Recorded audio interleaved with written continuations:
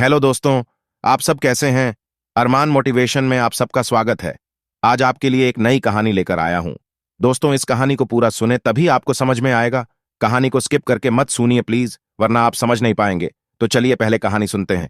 एक घमंडी बाज और एक चूहे की कहानी। एक बार की बात है, एक बाज अपनी पत्नी के साथ पहाड़ों के चट्टानों पर रहता था। तभी एक दिन उन्होंने सोचा, क्यों न जंगल के बीच ही घोंसला बनाकर रहा जाए। जंगल में रहेंगे तो शिकार के लिए ज्यादा मेहनत भी नहीं करनी पड़ेगी, क्योंकि जंगल में तो कई छोटे मोटे जानवर शिकार के लिए मिल ही जाएंगे। यह सोचकर बाज के इस जोड़े ने जंगल के एक सबसे ऊंचे पेड़ पर अपना घोंसला तैयार करना शुरू कर दिया। अब मौसम भी बदल चुका था। तभी एक दिन बाज की पत्नी ने घोंसले में अंडे दिए। बाज का यह जोड़ा बहुत ही खुश था कि कुछ ही दिनों में उनके छोटे छोटे चूजे होंगे और वो उनके साथ एक साथ आसमान में उड़ेंगे। अब बाज अपनी पत्नी को अंडों के पास छोड़कर अकेले ही शिकार के लिए निकल जाता था और उसकी पत्नी घोंसले में रहकर अंडों की देखभाल करती थी। एक दिन जैसे ही वह बाज शिकार के लिए निकला तो उसने अपने घोंसले वाले पेड़ के ठीक नीचे ही एक चूहे को देखा। बाज ने एक ही झटके में उस चूहे को अपने पंजों में दबोच लिया। तभी चूहा अपनी मौत को सामने देखकर घबरा गया और बोला, बाज भाई, आप तो पक्षियों के राजा हैं, मुझ पर दया करो। मेरे जैसे छोटे चूहे को खाकर आपकी भूख शांत नहीं होगी।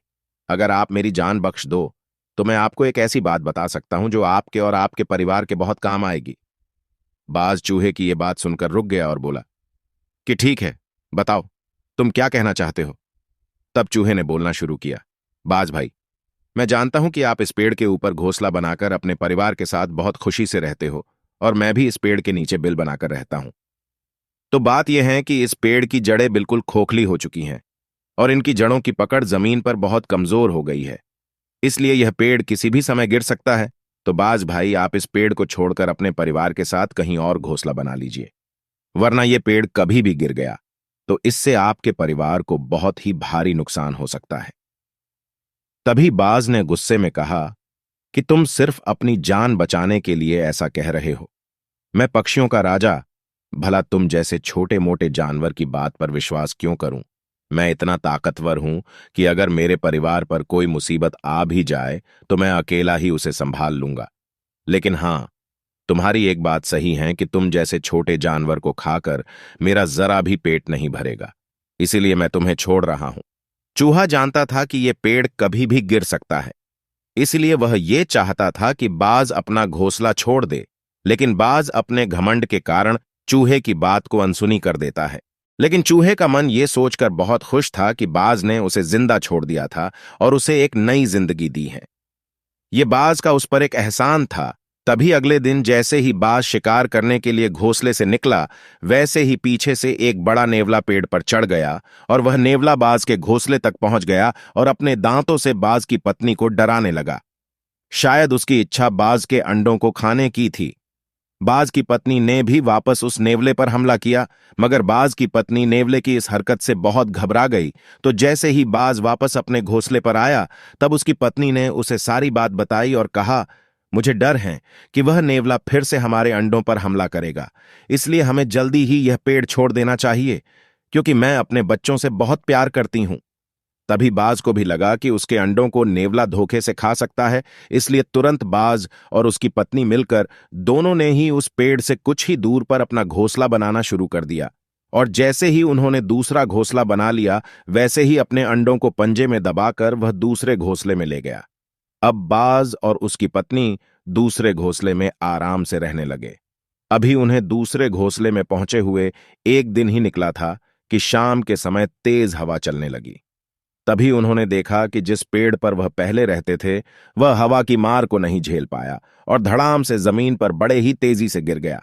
वो पेड़ अपनी जड़ों के साथ ही पूरी तरह उखड़ चुका था। तभी बाज को अचानक ही उस चूहे की कही बात याद आई कि चूहे ने कहा था कि वह पेड़ जड़ से बहुत कमजोर है और कभी भी गिर सकता है। लेकिन अब तो वो बाज अपना घोंसला बदल चुका था, इसलिए बाज और उसका पूरा परिवार सुरक्षित था। तभी अगले दिन सुबह वह चूहा बाज के नए घोंसले के नीचे पहुंचा और उसने बाज को आवाज लगाई और कहा, क्यों बाज भाई, तुम्हारा पूरा परिवार अब सुरक्षित है ना। चूहे के साथ वह नेवला भी था। चूहे और नेवले को एक साथ देखकर वह बाज सोच में पड़ गया। तब चूहे ने बोलना शुरू किया, हैरान मत हो पक्षियों के राजा बाज भाई, यह नेवला मेरा दोस्त है और इसने मेरी दोस्ती की खातिर ही तुम्हारे घोंसले पर हमला किया था और अपनी जान को जोखिम में भी डाला। यह सब मेरा प्लान था ताकि मैं तुम्हारी और तुम्हारे परिवार की जान बचा सकूं। मैंने ही भेजा था नेवले को तुम्हारे घोंसले पर हमला करने के लिए, और वह भी ठीक उसी समय जब तुम घोंसले पर नहीं थे, क्योंकि मैं जानता था कि उस समय तुम्हारी पत्नी अकेली होगी और वह नेवले से डरकर तुमसे घोंसला बदलने को जरूर कहेगी। और हमारा मकसद भी यही था कि तुम अपने परिवार को कहीं और लेकर चले जाओ ताकि तुम्हारे बच्चे सुरक्षित रहें। तभी यह सब सुनकर बाज को बड़ी ही शर्मिंदगी महसूस हुई कि उसने चूहे की बात नहीं मानी, और अब उस बाज का घमंड भी चूर चूर हो चुका था। तभी उसने चूहे को धन्यवाद कहा। तो दोस्तों, आज की कहानी हमें यह सिखाती है कि हम चाहे कितने भी काबिल, कितने भी होशियार या कितने भी ताकतवर ही क्यों ना हो जाए, लेकिन हमें कभी भी अपने आप पर घमंड नहीं करना चाहिए और कभी भी किसी को छोटा या मामूली समझकर उसे कमजोर भी नहीं समझना चाहिए। दोस्तों, यह कहानी आपको कैसी लगी मुझे जरूर कमेंट करें। मेरे चैनल को प्लीज सब्सक्राइब करें, लाइक और शेयर करें। फिर मिलेंगे एक नई कहानी लेकर, तब तक के लिए धन्यवाद।